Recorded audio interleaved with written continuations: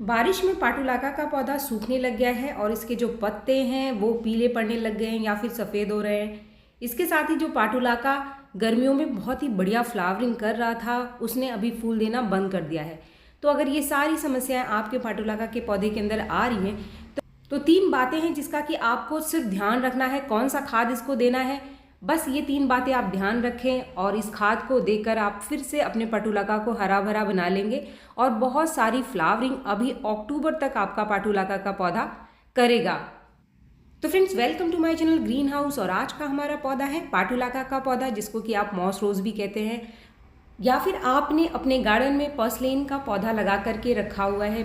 तो फ्रेंड्स, दोनों की केयर एक जैसी ही होती है और दोनों में जो खाद आप डालेंगे एक ही खाद आपको देनी है, तभी आपका पौधा फ्लावरिंग करेगा। तो सबसे पहला पॉइंट जो कि आपको ध्यान रखना है, जो सबसे पहला कारण बनता है पाटुलाका के पौधे के अंदर बारिश में फूल ना आने के पीछे, वो है बहुत ज़्यादा पानी का पॉट के अंदर रुकना। अगर आपके एरिया में लगातार बारिश हो रही है और मिट्टी बिल्कुल सूख ही नहीं रही है तो धीरे धीरे ये समस्या आपके पौधे के अंदर आनी शुरू हो जाती है। तो इसीलिए जब भी बीच बीच में बारिश रुके तो पौधे की मिट्टी को आपको पहले अच्छे से सूखने देना है। आप खुद से कोई भी पानी इसके अंदर ना डालें। अगर मिट्टी लगातार गीली रहती है, बिल्कुल सूख नहीं रही है, तो सबसे पहली समस्या तो आती है कि पौधा फूल देना बंद कर देता है। दूसरा, अगर आपके पौधे के पत्ते सफ़ेद हो रहे हैं या फिर पीले पड़ रहे हैं तो ये भी मिट्टी में बहुत ज़्यादा पानी होने की वजह से है, क्योंकि आयरन और मैग्नीशियम की कमी पौधे के अंदर होनी शुरू हो जाती है। दूसरा, इसके ऊपर फंगस लगने भी शुरू हो जाते हैं बहुत ज़्यादा मॉइस्चर होने की वजह से। कभी कभी फंगस या फिर कीड़े मिट्टी के अंदर लग जाते हैं, जिससे कि हमारा पूरा का पूरा पौधा सूखने लग जाता है। तो अगर आपका पौधा सूख रहा है या फिर जो कलियां हैं आपके पौधे की खिल नहीं रही हैं, खिलने से पहले ही सूख रही हैं, तो इन सभी समस्याओं का कारण है मिट्टी का बहुत ज़्यादा गीला होना। तो जब भी मौका मिले, जब भी धूप हो, आप पौधे की मिट्टी को सूखने दें। इससे आपका पौधा मरेगा भी नहीं, सूखेगा भी ना ही इसकी कलियां गिरेंगी और अगले सीजन तक के लिए भी पाटुलाका का जो पौधा है वो बचा रहता है। क्योंकि पाटुलाका एक ऐसा पौधा है जो गर्मियों में फूल देता है, लेकिन सर्दियों में भी ये मरता नहीं है, सूखता नहीं है और हमारे गार्डन में पड़ा रहता है। लेकिन जैसे ही इसका मौसम गर्मियों का फिर से आता है, ये फूल देना शुरू कर देता है। तो अगर आपको सालों साल अपने पाटुलाका को बचा करके रखना है तो जो मैंने पहला पॉइंट बताया, इसका आपको ध्यान रखना है। अब दूसरी समस्या तब आती है जब आपके पौधे को बिल्कुल भी धूप नहीं मिल रही है। तो धूप मिलना पाटुलाका के लिए बहुत ज़रूरी है। धूप मिलने से ही पाटुलाका फ्लावरिंग करता है। पाटुलाका का पौधा एक धूप का पौधा है। जैसे ही धूप इसके ऊपर पड़ती है तभी इसकी कलियां खिलती हैं, फूल बड़े साइज का होता है। वरना अगर पौधे को धूप नहीं मिल रही है तो इसकी कलियां पूरी तरीके से खिलती नहीं है। पानी न सूखने की वजह से कभी कभी कलियां खिलने से पहले ही गिर जाती हैं। तो इसलिए पाटुलाका को आप ऐसी जगह पे रखें जहाँ पर आपके गार्डन में सबसे बढ़िया धूप आ रही है। पाटुलाका को जब तक बहुत अच्छी धूप मिलता रहेगा ये फ्लावरिंग करता रहेगा और इसके अंदर कोई भी समस्या नहीं आएगी। अगर बहुत ज़्यादा मॉइस्चर की वजह से आपके पौधे के अंदर कोई कीड़ा या फिर फंगस आपको लगता हुआ दिखाई देता है तो इसके लिए जो सबसे बढ़िया घरेलू सोल्यूशन है वो है बेकिंग सोडा का। 1/4 चम्मच बेकिंग सोडा को आप 1 लीटर पानी में घोल करके हफ्ते में एक बार अगर आप इसके ऊपर स्प्रे कर देते हैं तो इसमें किसी भी तरीके का कोई कीड़ा या फिर फंगस अगर लग रहा है तो वो ख़त्म हो जाता है। अगर आपका पाटुलाका का पौधा बहुत ज़्यादा घना है, इसमें लंबी लंबी ब्रांचेस निकल करके आ रही हैं, तो आप इसकी थोड़ी थोड़ी कटाई चटाई कर सकते हैं। इसकी लंबी लंबी ब्रांचेस को काट करके अगले सीज़न के लिए कटिंग तैयार कर सकते हैं। दूसरा फ़ायदा ये होता है कि जितनी ज़्यादा आप इसको कटाई करोगे, यानी ऊपर से इसके टिप को आप काटोगे, पौधा उतनी ही ज़्यादा नई नई ब्रांचेस को निकालता है।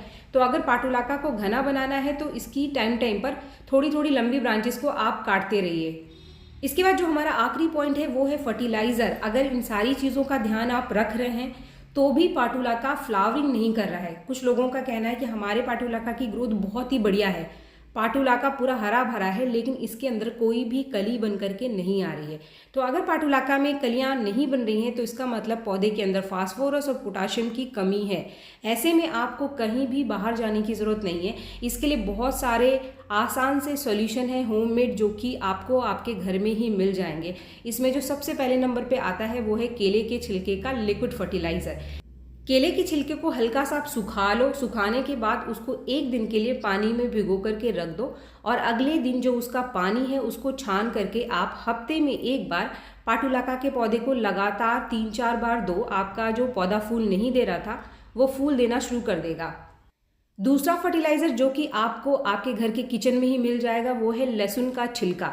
लहसुन के छिलके में भी बहुत ही बढ़िया मात्रा में पोटाशियम पाई जाती है। इसका एक और फ़ायदा है कि जड़ों में लगने वाले कीड़े और फंगस को भी ख़त्म करता है।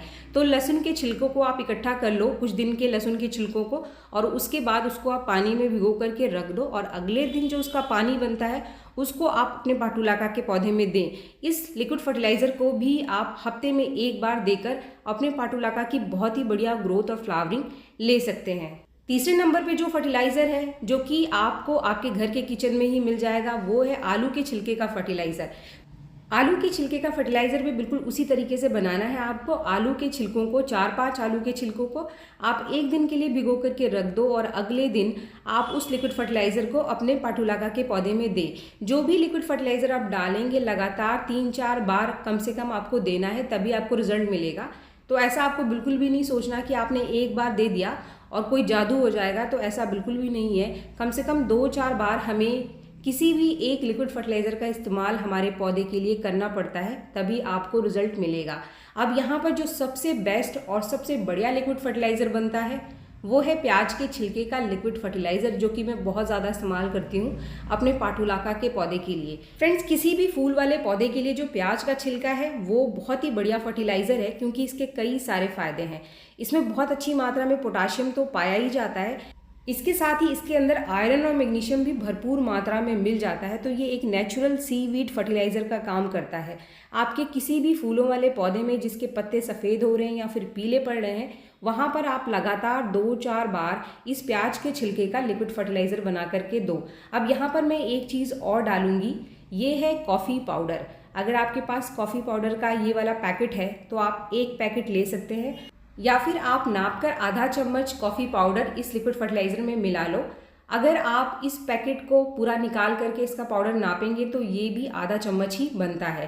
फ्रेंड्स, ये जो लिक्विड फर्टिलाइज़र है इसमें आप थोड़ा और पानी मिला लें, यानी लगभग उतना पानी जितना कि हमारा लिक्विड फर्टिलाइज़र बन करके तैयार हुआ है। इसके बाद ही इसका इस्तेमाल आपको अपने पौधे के अंदर करना है। इस फर्टिलाइज़र को बिल्कुल मैंने वैसे ही बनाया है जैसे कि मैंने आपको बताया था। जो प्याज का छिलका है इसको एक दिन के लिए आपको भिगो करके रख देना है और अगले दिन इसका इस्तेमाल कुछ इस तरीके से करना है आपको, छान करके आधा चम्मच कॉफ़ी पाउडर मिला करके। मेरे पास काफ़ी सारे पाटुलाका के और पर्सलेन के पौधे हैं, तो लगभग 4-5 पौधों में ये लिक्विड फर्टिलाइज़र इस्तेमाल हो जाएगा। क्योंकि आजकल बारिश है तो पानी बहुत ज़्यादा सूखता नहीं है, आपको फर्टिलाइज़र उतना ही देना है जिससे कि नीचे तक ये फर्टिलाइज़र पहुँच जाए। बहुत ज़्यादा एक्स्ट्रा फर्टिलाइज़र देने की ज़रूरत नहीं है। इसके साथ ही कुछ चीज़ों का ध्यान रखें, जब भी आप कोई होममेड फर्टिलाइज़र या फिर लिक्विड फर्टिलाइज़र दे रहे हैं तो पहले मिट्टी को थोड़ा सा आप ज़रूर सूखने दो। मिट्टी हल्की मॉइश होनी चाहिए। ऐसा ना हो कि पॉट के अंदर पानी भरा रहे और आप ऊपर से खाद दे दो, तो ऐसे में ये चीज़ें आपके पौधे को और नुकसान पहुँचाएंगी। इसकी जड़ों में कीड़े या फिर फंगस बन सकते हैं, जिससे कि जो आपका पौधा है वो और ख़राब हो सकता है। तो फ्रेंड्स, गीली मिट्टी में कभी भी किसी चीज़ का इस्तेमाल अपने पौधे की मिट्टी में ना करें। चाहे आपका कोई भी फूलों वाला पौधा हो, कोई भी आपका पौधा ख़राब हो रहा है तो सबसे पहले आप उसकी पानी के ऊपर ध्यान दें। अगर आप बहुत ज़्यादा पानी डाल रहे हैं और पौधे की मिट्टी गीली है तो सबसे पहला काम आपको यही करना है, उस पौधे में पानी देना आपको बंद कर देना है। सबसे पहले उसकी मिट्टी को आपको सूखने देना है, तभी आपको किसी तरीके का खाद का इस्तेमाल पौधे के अंदर करना है। तो फ्रेंड्स, वीडियो अगर आपको पसंद आया तो एक लाइक ज़रूर करें, और मेरे चैनल को आपने अब तक सब्सक्राइब नहीं किया है तो मेरे चैनल को सब्सक्राइब भी ज़रूर कर लें। मिलते हैं मेरे नेक्स्ट वीडियो में, तब तक के लिए थैंक यू।